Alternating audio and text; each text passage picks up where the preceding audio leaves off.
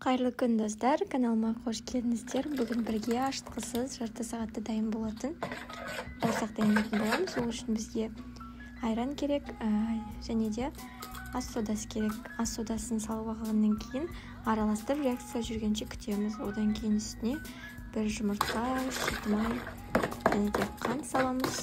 Одан кейін тұз салып араластырып аламыз. Сосын үстіне міндетті түрде иліктен өткізіп ұн саламыз.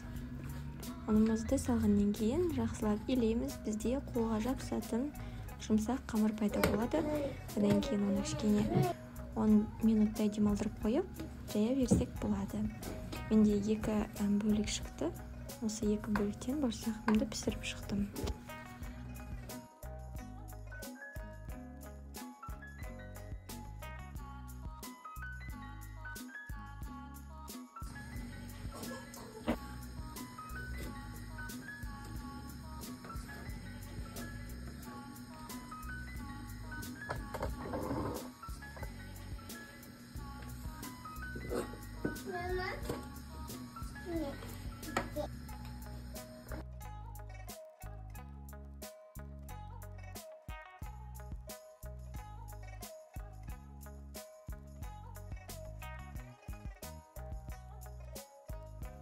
Мінекей біздің бауырсақтарымыз пісіп шықты. Көріп тұрғандарыңыздай томпиып шықты. Және де ойлауларыңыз мүмкін, сода салғаннан кейін қышқыл болып кетеді деп.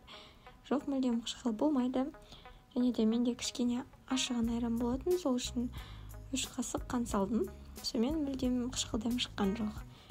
Осылай біздің бауырсақтарымыз дайын. Рецептіне лайк басып комментарий қалдыруды ұмытпаңыздар. Келесі кездескенше.